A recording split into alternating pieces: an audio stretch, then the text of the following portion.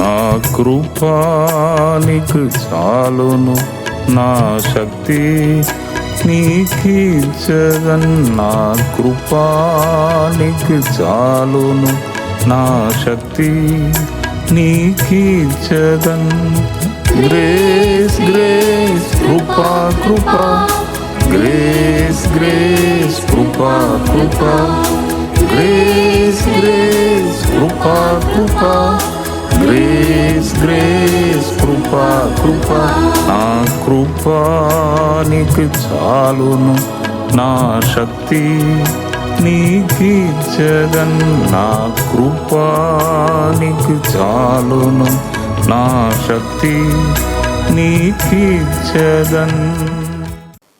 ఈ దినము మీకు వచ్చుచున్న మాట ఏమిటి అంటే, యెషయా గ్రంథం 40వ అధ్యాయం 8వ వచనమును ఒకసారి మీ కొరకు నేను చదువుచుండగా మీరు వినండి.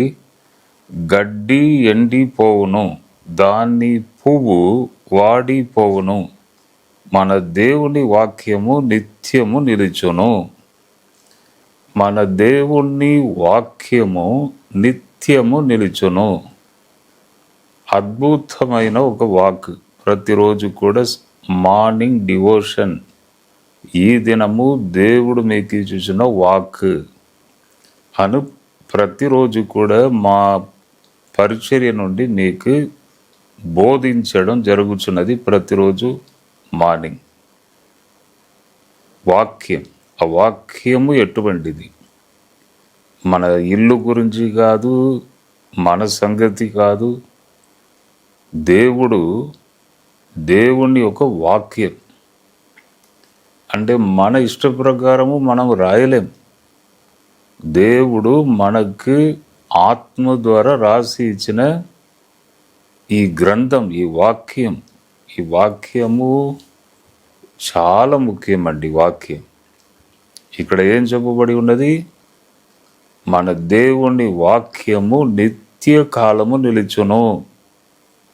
కాబట్టి మీకు నేను ఏం చెప్పబోచున్నానంటే, ఈ లోకంలో నిలబడలేక తడబడుతూ ఉంటారు చూడండి, వారు తప్పకుండా వాక్యమును పట్టుకున్నట్లయితే తప్పకుండా నిలబడుదురు అను సత్యమును మీకు నేను ఈ దినము చెప్పుచున్నాను. కొందరు పరిశుద్ధతలో నిలబడలేక తడబడుతూ ఉంటారు. కొందరు కుటుంబ జీవితంలో నిలబడలేక తడబడుతూ ఉంటారు. ఆదాయం సరిగా లేక తడబడుతూ ఉంటారు. ప్రతి నెల కూడా అప్పు పెరిగి పిల్లలకు ఖర్చు పెట్టలేక, స్కూలుకి కట్టలేక, నిలబడలేక తడబడుతూ ఉంటారు. అంటే అప్పులలో కొందరు తడబడుతూ ఉంటారు. కుటుంబ జీవితం చెప్పాను. తర్వాత వ్యాధి, బాధ, ఇవన్నిటిలో ప్రజలు నిలబడలేక తడబడుతూ ఉంటారు. వారికి ఒక గుడ్ న్యూస్ ఏమిటి అంటే, గట్టిగా ఉన్న ఒక స్తంభమును కానీ, గట్టిగా ఉన్న ఒక పర్వతమును కానీ, కొండను కానీ, గట్టిగా ఉన్న వాటిని మనం పట్టుకున్నట్లయితే తప్పకుండా మనము నిలబడలేని స్థితిలో ఉన్న మనము నిలబడగలము అనే సత్యము ఈ వాక్యములో ఉన్నదండి. 33వ కీర్తన 9వ వచనం, ఆయన చెప్పినట్టే జరుగుతుంది, ఆయన ఆజ్ఞ ఇస్తే అలాగే నిలబడుతుంది అని బైబిల్ గ్రంథంలో ఉన్నది. 78వ కీర్తన 13లో సముద్రమును 2 పాయలుగా చేశాడు, ఆ ప్రజలను సముద్రమును దాటిపోవుటకు దేవుడు గొప్ప కార్యం చేశాడు. జనము జలం అంటే నీళ్లు ఇలా లేచి నిలబడిందంట. నీళ్లు ఎప్పుడైనా లేచి నిలబడుతుందా? రన్నింగ్ ఎక్కడ వంపు ఉన్నదో అటువైపే నీళ్లు పరుగెత్తుతుంది. అవును, కానీ ఇక్కడ సముద్రమును 2 పాయలుగా చేసినప్పుడు నీళ్లు ఇలా లేచి ఒక కుప్ప వలె నిలబడిందంట. అంటే అంత గొప్ప దేవుడు, సముద్రం 2 పాయలుగా చేసిన దేవుడు, అంత గొప్ప దేవుడు నిలబడలేక తడబడుచున్న మీ జీవితమును నిలబడుటకు తప్పకుండా ఆయన సహాయం చేస్తాడు, సమర్థుడు, చేయగలడు అను సత్యమును ఈరోజు గ్రహించాలి. దేవుని మీద నమ్మకం పెట్టాలి. నేను అప్పుడప్పుడు చెప్తూ ఉంటాను కదా, ఎన్నో నమ్మకాలు మనకు ఉన్నవి ఒక్కొక్కరికి, దానిని మనం మార్చలేం. నేను అప్పుడప్పుడు చెప్తూ ఉంటాను, తల్లి దేవుడు అంటాము, తండ్రి దేవుడు అంటాము, ఈ చెట్టే దేవుడు అంటాము, నా ఇల్లే నాకు దేవుడు అని చెప్తాం. కానీ బైబిల్ గ్రంథంలో రాయబడిన ఈ దేవుడు కంప్లీట్ డిఫరెంట్. మన నమ్మకాలు, విశ్వాసాలు అది వేరు. కానీ బైబిల్ గ్రంథంలో చెప్పబడిన ఈ దేవుడు భూమి ఆకాశములను సృష్టించిన దేవుడు, గొప్ప శక్తి. ఆయన గురించి బైబిల్లో ఏం చెప్పబడి ఉన్నదంటే, చూడరాని తేజస్సులో ఆయన మాత్రమే అమరత్వం గలవాడై ఉన్నాడు. ఆయనను ఎవరు చూడలేరు, చూడరాదు. అంత గొప్ప శక్తి. ఆయనే 2000 సంవత్సరాల క్రితం నరుడుగా మనం చూచినట్లు ఈ లోకానికి దిగి వచ్చాడని బైబిల్ మనకు తెలియజేయుచున్నది. కాబట్టి నిలబడలేక కష్టపడుచున్నారా? వాక్యమును గట్టిగా పట్టుకోండి, మీరు నిలబడగలరు. తర్వాత సముద్రం 2 పాయలుగా చేసి నీళ్లను ఒక పెద్ద కుప్పలాగా నిలబడుటకు అలా చేశాడు కదా దేవుడు. ఆయనను పూర్తిగా నమ్మండి. నిలబడలేని స్థితిలో ఉన్నాను, మీరు నిలబడగలరు. ఈ లోకంలో యేసుప్రభు ఉన్నప్పుడు ఒకసారి బెతెస్దా కోనేరు అక్కడికి వెళ్ళి ఒక వ్యక్తిని దర్శించాడు. అతడు 38 సంవత్సరాలు అక్కడే పడి ఉన్నాడు రోగంతో. అంటే ఒక దూత వచ్చి ఆ నీటిని కదిలించినప్పుడు ఎవరు ముందుగా దిగుతారో వారు ఎటువంటి రోగమైనా స్వస్థపరచబడుదురు. కాబట్టి చాలామంది రోగులు అక్కడ పడి ఉంటారు.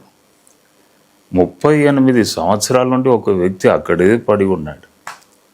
అతన్ని దర్శించుటకు యేసు అక్కడికి వెళ్ళాడు. యేసు యొక్క వయస్సు అప్పుడు 30-31 ఉండవచ్చు నేను అనుకుంటున్నాను. కానీ 38 సంవత్సరాల నుండి అక్కడ ఉన్నాడు. అంటే యేసు ఈ లోకానికి రాక మునిపే ఆ కోనేటి దగ్గర అక్కడ పడి ఉన్నాడు ఆ వ్యక్తి. అటువంటి ఆ వ్యక్తిని యేసు ప్రభు ఎదుటికి వెళ్ళి, స్వస్థపడ కోరుచున్నావా అని అడిగాడు. తర్వాత నీ పరుపును ఎత్తుకొని వెళ్ళు అన్నాడు. పరుపును ఎత్తుకొని వెళ్ళంటే పడుకొని ఉన్నాడు, లేవలేని స్థితిలో ఉన్నాడు, నిలబడలేక ఉన్నాడు, నిలబడటకు శక్తి లేదు. చాలా ఘోరంగా ఉన్నది ఆయన పరిస్థితి. అక్కడ పడుకొని ఉన్నాడు. అప్పుడు ఫస్ట్ దేవుడు ఏం చెప్పాడంటే, ప్రభు ఏం చెప్పాడంటే, లే, ఫస్ట్ నిలబడు, నిలబడిన తర్వాత నీ పరుపు అన్నీ తీసుకున్న తర్వాత ఇంకా వెళ్ళు. అప్పుడు అతడు అక్కడి నుంచి వెళ్ళిపోయాడు. అవును, అంటే నిలబడలేని స్థితిలో ఉన్న ఒక వ్యక్తిని దేవుడు నిలువబెట్టుటకు సమర్థుడు. అంటే దేవునికి సాధ్యం. దేవుని వాక్యము ఎప్పుడు కూడా అది స్థిరముగా ఉన్నది కనుక వాక్యమును పట్టుకుంటే ఆ వ్యక్తి నిలబడగలడు. ఆ దేవుణ్ణి, సర్వమును సృష్టించిన దేవుణ్ణి ఒక వ్యక్తి పట్టుకుంటే నిలబడగలడు. నేను కూడా నిలబడలేక చైర్లో కూర్చొని 3 సంవత్సరాలు వాక్యం చెప్పాను, నిలబడలేక. గిడ్డినెస్, స్టెడీనెస్ పోయింది. కాబట్టి ఏదైనా మీటింగ్ వెళితే నా మీదనే నాకు ఆలోచన, నిలబడగలనా, వాక్యం చెప్పగలనా, నా మీదనే నాకు ఆలోచన. నేను ఎలా వాక్యం చెప్పగలను, ఇతరుల గురించి ఎలా ఆలోచించగలను? అటువంటి పరిస్థితి 3 సంవత్సరాలు నిలబడలేక అటువంటి వ్యక్తిని దేవుడు మళ్ళీ నిలువబెట్టి, మొన్న కూడా నేను చెన్నై వెళ్ళి వచ్చాను. 2 దినములు అద్భుతముగా వాడబడ్డాను. 4 మెసేజెస్ మాట్లాడాను. మంచిగా నిలబడి ఒక్కొక్క సందేశం మాట్లాడాను. అంటే నిలబడలేని ఒక వ్యక్తిని స్థిరము లేని ఒక వ్యక్తిని దేవుడు మళ్ళీ స్థిరపరచగలడు, నిలువ పెట్టుటకు సమర్థుడు అను విషయమును ఈ దినం మీరు తీసుకొని ఈ వాక్యమును మీరు నమ్మి మీకు సొంతం చేసుకొని వాక్యం మీద మీ విశ్వాసాన్ని పెట్టాలి, ముందుకు వెళ్ళాలని ప్రభు మీతో మాట్లాడుచున్నాడు. ఈ సమయంలో మీ కొరకు నేను ప్రార్థన చేయబోచున్నాను. ప్రార్థన చేస్తామా? ప్రభువా, ఒకసారి వాక్యమును వినిన ప్రతి ఒక్కరిని దర్శించండి, ముట్టండి, కాపాడండి, భద్రత దయచేయండి, ముందుకు నడిపించండి, అడ్డు ఆటంకులు అన్నిటినీ తొలగించండి తండ్రి.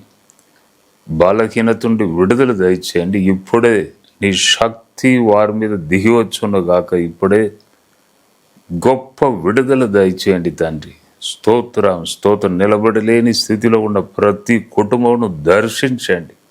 ఇప్పుడే ముట్టండి తండ్రి. కార్యం జరగాలి ఇప్పుడే. స్తోత్రం, స్తోత్రం. ఘనత మహిమ నీకు మేము చెల్లిస్తున్నాం. యేసు నామంలో అడిగి వేడుకొనుచున్నాను తండ్రి. ఆమేన్. జడ్సన్ అబ్రహాం యూట్యూబ్ ఛానల్ని సబ్స్క్రైబ్ చేయండి, లైక్ చేయండి, షేర్ చేయండి. ప్రభు మిమ్మల్ని దీవించును గాక. God bless you, God bless you, God bless you.